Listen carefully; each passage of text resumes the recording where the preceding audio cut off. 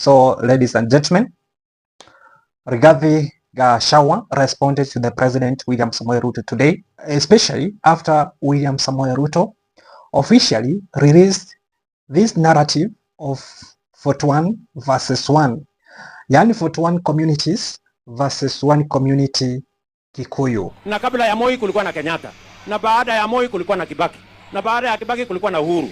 Hii kisirani ni ya nini? Hapana. Hapana. Hapana, hapana. In other words, William Samoei Ruto released 41 communities which he called Kenya against 1 community which he called Kikuyu. So it is Kenyans versus Kikuyu. This narrative you are creating that there is an attempt to overthrow your government is for you to have the opportunity to use a terrorism act to profile communities and to persecute leaders who are opposed to your administration.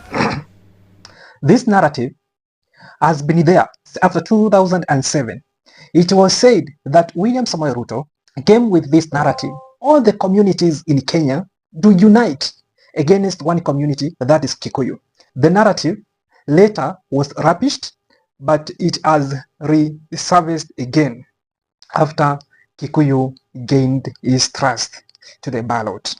Hii fujo yote wananiletea, mbona hawakuletea Kibaki? Mbona hawakuletea Uhuru? Hii madharau na kiburi ni ya nini? Hapana, hiyo mchezo tuache. From yesterday, William Samoei Ruto has been indicating the willingness that he is trying to find a way he can have a dialogue with youth, the Gen Zs, probably to come up with a solution to stop the protest. But it looks like Gen Zs were unwilling to sit down in a table with William Samoei Ruto to have that candid discussion. Gen Z are uneasy to be convinced. So today, William Samoei Ruto came strongly with a very strict instruction to the police and warning Gen Zs against protests.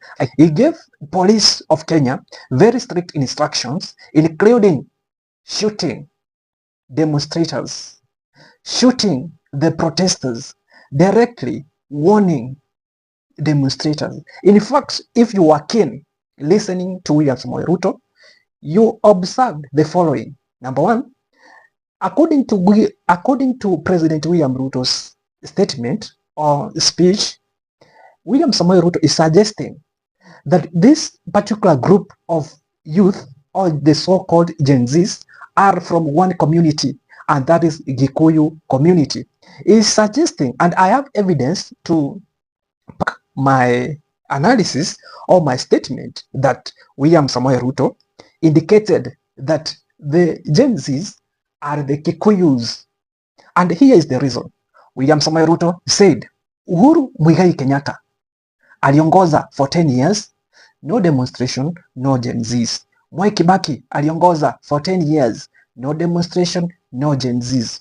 All those presidents are from Kikuyu community. Now, when it is the term of William Samoei Ruto, who is a Kalenjin, who is a non-Kikuyu, demonstration all over, protest every week, every month, and the emergency of this community called Gen Zs. So that is a clear suggestion, or a clear, in the statement, William Samoei Ruto is trying to suggest that Gen Zs are from 1 community. And Rigathi Gachagwa, in the response to William Samoei Ruto's claim that Gen Zs are from Gikuyu community, who are trying to undermine the leadership of President William Samoei Ruto, who are trying to bring a coup to overthrow the government of President William Samoei Ruto, he said that, if you are saying that Gen Zs are from Gikuyu community, then every Kenyan is a Gikuyu, because Gen Zs or demonstration and the so-called protest are not from Gikuyu community.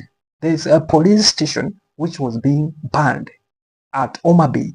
So Rigathi Gachagwa was asking this question. Are they really Gikuyus in Homa Bay that they banned that police station? What are you trying to suggest, Mr. President? That cases are Gikuyus, or they are Gikuyus in cases that they can cause a huge demonstration like that way? Rigathi Gachagwa said, and it was a fact, you have been seeing demonstration cases in Bungoma, in Busia, in Kakamega, in Nakuru, in Nairobi, in Mombasa, in Meru, in Mount Kenya region. So Ruto is trying to run this narrative of 41 against 1, that Gikuyu community are so selfish. They only want their own to be president. They are against other communities, especially at the top leadership, the presidency. And that is why William Samoei Ruto is the president, and they are trying everything possible to ensure that his government is overthrown. So William Samoei Ruto is trying to run this narrative so that it can attract sympathy votes or sympathy card among Kenyans who are especially from Gikuyus, especially now that it's very clear that he has lost trust among the Kikuyu community or people from the mountain. So William Samoei Ruto is trying to run that narrative. I don't know what is going to happen. We are just waiting to see how the whole drama is going to unfold. So Rigathi Gachagwa has responded saying, yo, Kenyans are agitated. Kenyans are frustrated by your leadership. It is not only Kikuyus who are on the street. So Mr. President, you need to come clear. So the president today said they are not going to entertain that kind of nonsense. The president said they are not ready for that kind of nonsense. So he was trying to appeal to every other community to support him, that look, these are the Kikuyus who are fighting non-Kikuyus. They don't want to see us in that leadership. They don't want to see us especially in the top leadership of this nation. Support me to fight these people so that leadership iende pia kwa communities zingine. If you listened very carefully, you heard that message from the president. I don't know what you have to say. And actually, the Rigathi Gachagwa said that he is frustrated by the government, especially now his own people were arrested. He himself indicated that he is being blocked. There is an attempt to block him, especially when he is now having a trip in United States of America.